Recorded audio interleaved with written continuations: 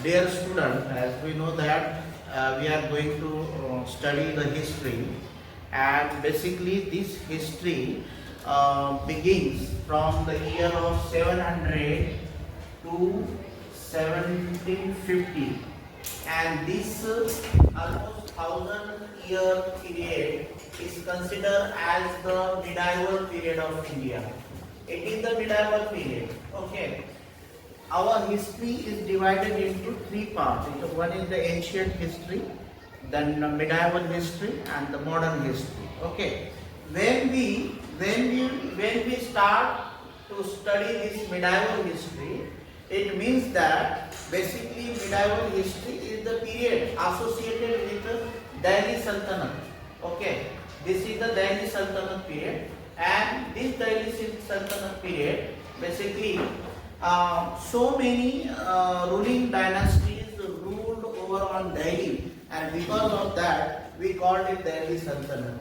Why we called it Delhi Sultanate? Basically, this all the Sultanate means ruler. Sultanate means ruler or dynasties. Okay, this is the rulers and dynasty. These all the people come together and they began to means gather their power in the India, and they made Delhi as the center of their ruling state. Delhi, they began to make. Previously in the ancient history, we recognize Delhi as the Indraprastha, as per the mythological story of Mahabharata and Ramayana. Delhi was considered as the Indraprastha. Then in the Mughal period or somewhere in the Delhi Sultanate period, it has a different name, Jahanabad, and different. People call it Delhi by the different name. But actually, we study here today Delhi from 12th to 15th century.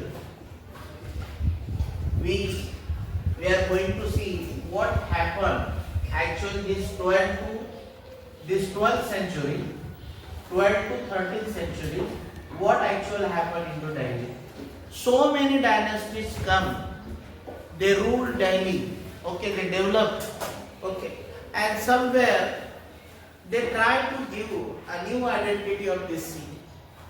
During this period of time, almost 700 and 715 years of time, you can see the number of changes taking place in Indian history, Indian polity, Indian economy, so many things there.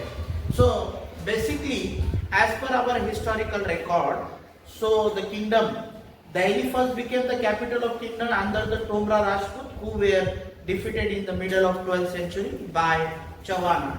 Two persons' name particularly coming into the history when we began to study about the Tomra Rajput. Okay, this family or this dynasty, Tomra Rajput dynasty, they at the beginning they ruled over on Delhi, Tomra Rajput. And what happened? This Tomra Rajput was Chauhanas or Chauhan of Ajmer. Okay, there was a fight between this Tomra Rajput and the Chauhan Rajput. They fought with each other, and this was the first battle during the 12th century. So what happened? It was under the Tomra and Chawana that Delhi, it was became an important commercial center. Many rich Jain merchants lived in the city and constructed several temples. So during what happened? Delhi was ruled by Chauhan. Delhi was ruled by Tomra Rajput, and during this their ruling period or ruling year, there were so many Jain merchants were living in Delhi. Jains were living, and they used one currency. Actually, currency is the identity or the symbol of that power. The currency. Every king or ruler have had their own currency. Okay, so during this region, Delhi Wala was a simple coin used by the people during 12th and a half century in Delhi. But what happened? The transformation of Delhi in capital that control was area of the subcontinent started with the foundation of Delhi Sultanate beginning of 13th century, and the Delhi Sultan built many cities of area and that located in Delhi. Understanding? So what happened? During the 12th century, so many people from the out of India, not from out of Asia, they invaded our country. Number of times they invaded our country to for their intention behind to invade the country to looting the wealth of this country. We know that the Somnath temple invaded by these people who came from outside the Afghanistan. What was his name?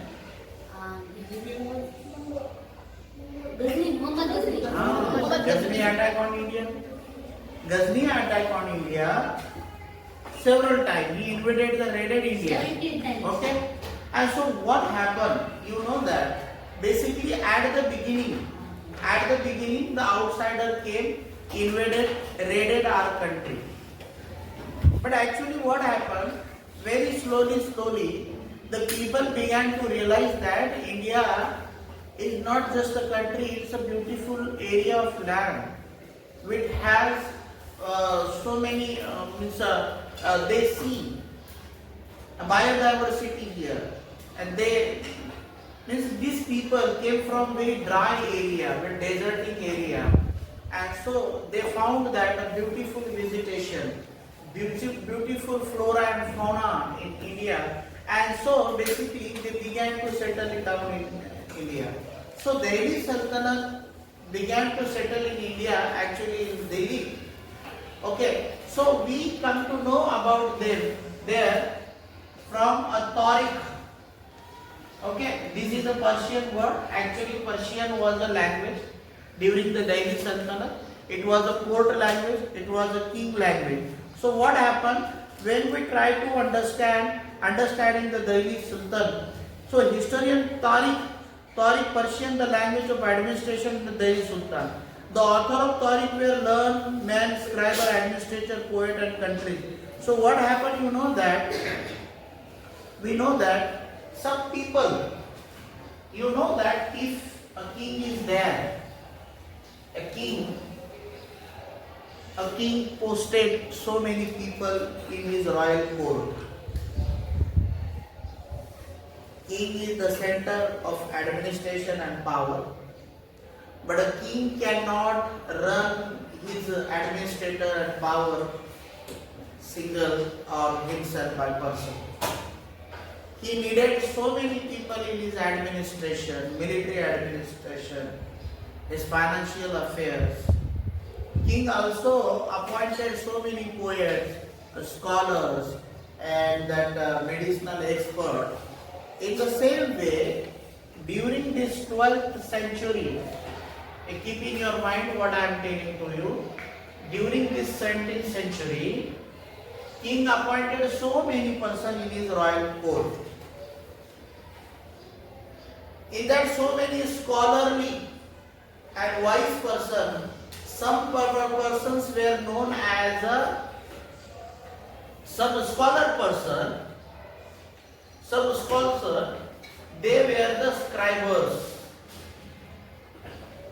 You know that the scribers. Each and every event which happened, which took place in his entire capital, these scribers are the poet. Okay, they were writers, and they noted each and every single event and incident which took place inside and outside of this emperor. So what happened? These people, to whom we called a scholar, no doubt, means it was not a simple work.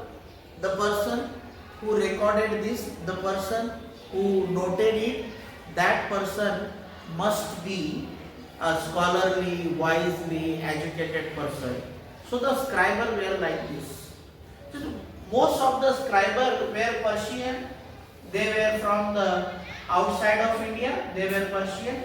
So this poet and writer, what they did, they wrote only that incident and that mentioned that event only, which actually liked by the king. They never go against the king and never wrote such a story which make disappointing their king. They always try to make happy their king. So, if you want to a true chronicler story and true history of any kingdom, you never find out the impartial whole day-to-day life of the king. Because if a person who is working with the king, no doubt that same person would work in favor of king. He could not go against the king wish. You know that at that time only the death punishment was there. So nobody was ready to take the risk and they always write the story in favor of king. So these scholars write Tariq. It is actually the word Tariq. In sometimes it is called as the Tariqi. So it is also we can call it the chronicle story of that event. So since we understand this chronology event in the entire Delhi Sultanate, we came to know that there were so many kings, so many Badshah, so many royal princes and princesses, and so many people who ruled and impact on the medieval history of India. Right? What I am telling you, are you understanding? Yes. Understanding or not? Yes. So, some ruler can rule 40 years, 50 years, 30 years, 10 years, 5 years.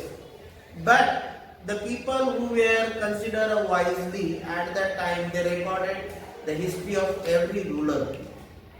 And every Delhi Sultanate ruler follow the footprint of the previous ruler. Some were very nice. They established so many monuments in our country. They began new trade in our country. Some were well known and some were very notorious in the history of medieval India. Okay, almost 12 to 15 rulers were ruled in Delhi under the tag of the Delhi Sultanate. As we know that there was one ruler, his name was Altamash, and he had one daughter, Razia Sultana. Razia Sultana was also ruled during this period, but within 4 to 6 years, she was withdrawn from the power. Nobody in that period we can't imagine right now from here what was the condition of women in the 12th and 13th century. At that time, women were completely under control of the male supremacy.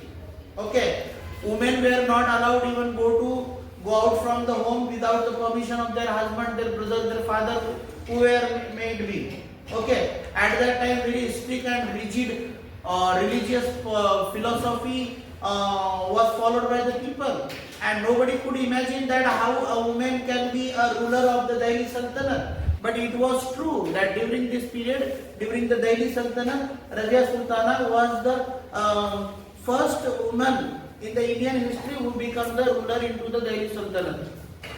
Okay, and some historians comparison Razia Sultana with the Rani Durgavati, okay, of Andhra Pradesh. So Rani Durgavati was like that. Razia Sultana minted the coin under her name, but she inscribed on the coin the daughter of Sultan Altamash. She never imprinted her name on the coin because so many people around her, they were supporting Razia Sultana in front of her, and but when behind her they were busy making a conspiracy how the Razia Sultana removed from the power. The other thing is that Razia Sultana had brothers, but Sultan Altamash never considered that his sons were capable for ruling the dynasty. They were improper, they were unable to rule. So he appointed Razia Sultana as a ruler on Delhi Sultanate. Unfortunately, she was withdrawn by the wise men of the royal court, and in this way, so many games, so many conspiracies, murder, killing, and poison, so many things will happen during this 750. This whole history, we must learn about the medieval Indian history. So this year we are going to learn about the history from 700 to 1750. Thank you.